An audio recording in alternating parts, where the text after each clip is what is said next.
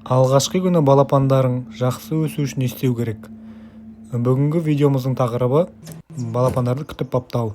Ең алдымен ең алғашқы сағаттары біз балапандарды инкубаторда ұзақ ұстамаймыз, себебі балапандар басқа шығып жатқан балапандарға кедергісін туғызуы мүмкін. Ең алғашқы біздің талабымыз брудердің жылулығы.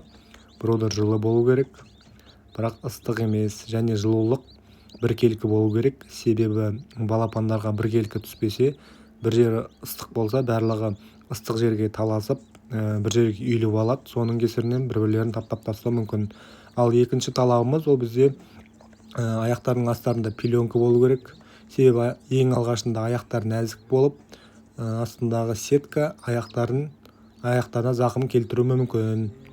Балапандарға алғашқы бір аптада берілетін дәрілерін көрсете кетейін, қалай жасалынатынын.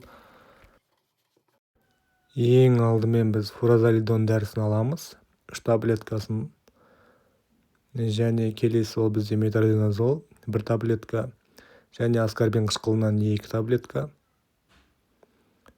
саламыз. Және бізге қайнаған су керек болады, көбірек.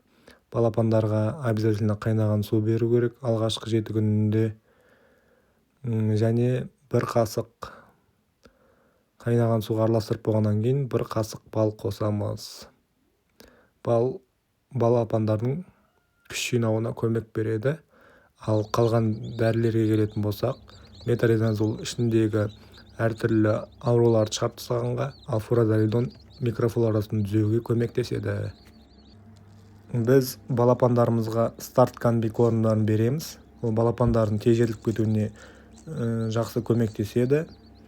Және осы корм берген кезде, комбикорм берген кезде, осы комбикормдардың сапасына қараған өте дұрыс, себебі біздің тәжірибемізде бар.